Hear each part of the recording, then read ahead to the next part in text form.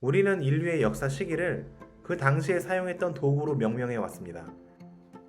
인간이 보편적으로 도구 제작과 사용을 시작한 시기인 구석기 시대부터 청동을 보편적으로 사용한 청동기, 철기를 사용했던 철기 등 각 시기마다 인류가 대표적으로 사용한 도구로 그 시기를 명명해 왔습니다.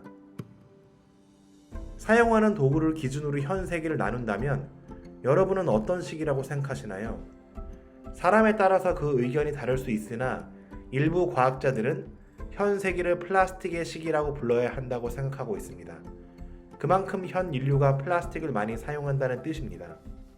우리의 생활의 다양한 분야에서 굉장히 많은 플라스틱을 사용하고 있습니다. 우리가 마시는 음료도 플라스틱의 한 종류인 페트병에 포장되어 있으며 장난감, 빨대, 도시락 통 등 플라스틱은 우리 생활의 모든 곳에 들어와 있습니다.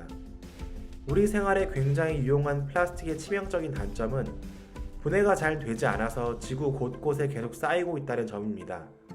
그로 인해 많은 해양 동물들이 생명의 위협을 받고 있는데 오늘은 플라스틱으로 인해 위협받는 해양 동물에 대해서 이야기하려고 합니다. 플라스틱의 어원은 그리스어 플라스티코스, 원하는 모양으로 가공하다라는 단어에서 유래했습니다. 성형수술을 왜 플라스틱 서저리라고 하는지 이해가 가실 겁니다. 플라스틱의 사전적 정의는 열이나 압력으로 소성 변형을 시켜 성형할 수 있는 고분자 화합물을 통틀어 이르는 말입니다. 19세기 중반까지 당구공은 코끼리의 상아로 만들어졌습니다. 한 개의 상아에서 최대 8개의 당구공을 만들 수 있습니다. 당구가 일반인에게 본격적으로 보급되면서 당구공의 수요는 급속히 늘어났고 무분별한 코끼리 밀렵으로 상아를 구하는 것은 어려워졌습니다. 이로 인해 1863년 미국의 당구공 제조업체 사장이자 당구 선수인 마이클 펠란시는 상아를 대신할 당구공 재료를 개발하는 사람에게 $10,000의 상금을 걸었습니다. 이때 미국의 발명가 존 웰시 하야트는 영국의 발명가인 알렉산더 파크스가 영국 세계 전시회에서 발표했던 플라스틱을 만드는 기술을 발전시켜 셀룰로이드를 만들어냅니다. 셀룰로이드는 현재도 탁구공을 만드는 데에 사용되는 소재로 천연 소재가 사용되기 때문에 합성 플라스틱이라고 이야기하지는 않습니다. 세계 최초의 합성 플라스틱은 1907년 미국의 화학자 베이클랜드가 포름알데히드와 페놀을 중합시켜 만든 베이클라이트로서 당시 절연 물질을 만들어내는 데에 아주 적합한 소재로 사용되었습니다. 2차 세계대전을 거치면서 플라스틱의 생산은 폭발적으로 늘어났고 1950년대에 이르러서는 매년 500만 톤씩 생산하기에 이릅니다. 플라스틱은 가볍고 단단하며 싸고 유연하고 부식에도 강하며 모양을 성형하기에도 굉장히 편리합니다. 이렇게 많은 장점을 가지고 있기 때문에 그 수요는 폭발적으로 늘어났으며 1988년 3천만 톤, 2018년에는 3억 5,900만 톤까지 생산량이 늘어났습니다. 이처럼 많은 장점을 가지고 있는 플라스틱은 심각한 단점 때문에 현재 해양 동물의 생명을 위협하고 있습니다. 그것은 바로 잘 썩지 않는다는 점입니다. 플라스틱은 자연에 원래 있던 물질이 아닌 인간이 인위적으로 합성해낸 물질이기 때문에 자연적이지 않은 소재입니다. 일반적으로 생물은 생을 다하고 나면 다시 자연으로 돌아가 유기물이 되어 분해되면서 사라지는데 플라스틱은 그 소재에 따라 차이가 있으나 썩는 데에 굉장히 오랜 시간이 걸립니다. 플라스틱 봉지는 20년, 커피컵은 30년, 플라스틱 빨대는 200년, 플라스틱 칫솔은 500년이나 걸린다고 하니 엄청나게 많은 생산량과 그 생산량의 증가 속도에 비해서 플라스틱이 자연에서 분해되는 속도는 너무나 느립니다. 본격적으로 생산된 지 20년여 만인 1970년부터 플라스틱 쓰레기들이 국제적인 문제로 대두되기 시작했습니다. 하지만 그 당시에는 플라스틱 쓰레기들의 문제 가능성이 제기되었던 것이지 아직 심각한 정도로 인식이 되지는 않았습니다.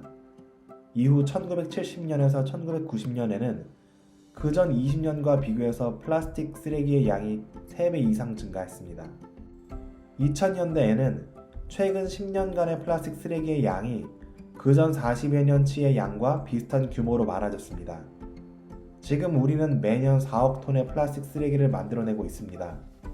플라스틱 쓰레기의 10%만이 재사용되고 있으며 나머지는 육지에 묻어버리거나 강을 통해서 해양으로 밀려들고 있습니다. 여기 태평양에 한 섬이 있습니다. 그 섬의 면적은 한반도의 7배이며 온갖 플라스틱 쓰레기들로만 이루어져 있습니다. 인류가 만들어낸 플라스틱 쓰레기들이 해류를 타고 모여들어 쓰레기 섬을 만들었습니다.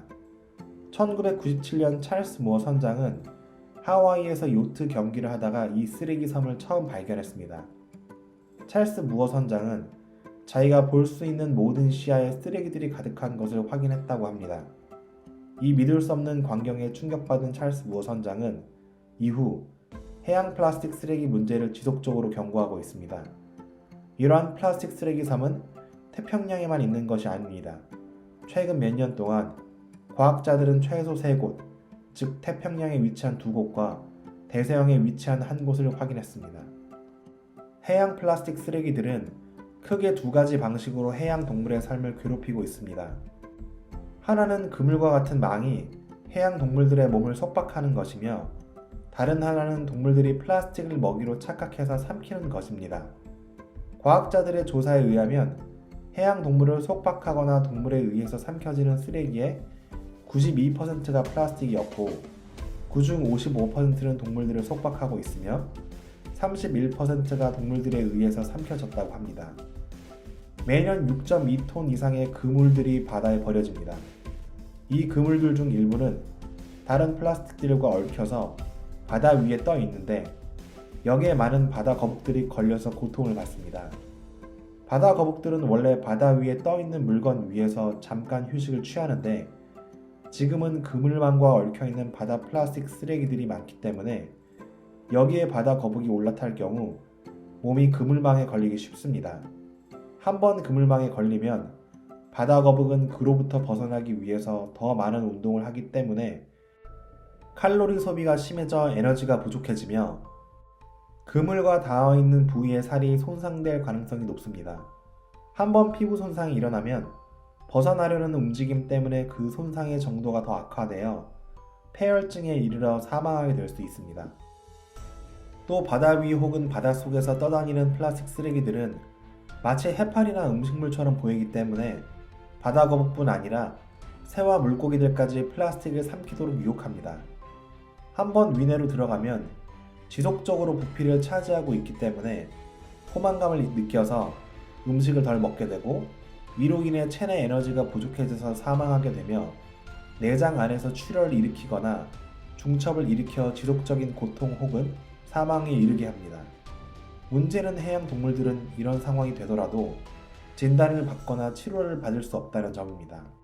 한쪽에서는 해양을 오염시키고 있지만 다른 쪽에서는 이 문제를 해결하기 위한 노력이 진행 중입니다.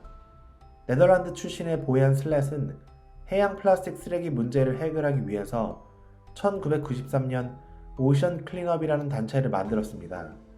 2개의 배에 연결된 망의 아래쪽에는 구멍이 있어 물고기들은 빠져나가게 해주며 바다에 떠다니는 쓰레기만을 수거합니다.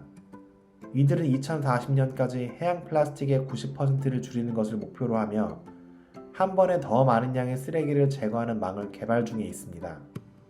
또 맨체스터의 연구팀은 플라스틱을 생화학적으로 분해하는 기술을 개발하고 있고 UC 버클리의 연구팀은 물에서도 녹는 플라스틱을 개발 중입니다. 다양한 연구팀들이 이처럼 전 세계적으로 현존하는 플라스틱 쓰레기를 해결하기 위해 노력하고 있습니다. 우리는 우리가 직접 보지 못하거나 겪지 못한 것은 잘 믿지 못합니다. 바닷가의 플라스틱 쓰레기 섬을 직접 본 사람은 그렇게 많지 않을 것입니다. 하지만 이것은 현재 우리 지구에서 실제로 일어나고 있는 일이며 플라스틱으로 인해서 많은 해양 동물들이 고통받고 있는 것도 현재 우리 지구에서 일어나는 일입니다. 우리랑은 직접적인 관계가 멀고 체감이 되지 않을 수 있지만 이런 상태가 지속되고 그 속도가 빠르다면 언젠가 우리에게 직접적인 고통으로 다시 돌아올 것입니다. 우리가 해야 할 것은 이런 상황을 다른 사람들에게 지속적으로 알리고 우리가 할 수 있는 노력을 하나씩 오늘부터 실천하는 것입니다. 오늘의 이야기는 여기까지입니다. 이 이야기가 도움이 되었다면 구독과 좋아요, 그리고 많은 공유 부탁드립니다.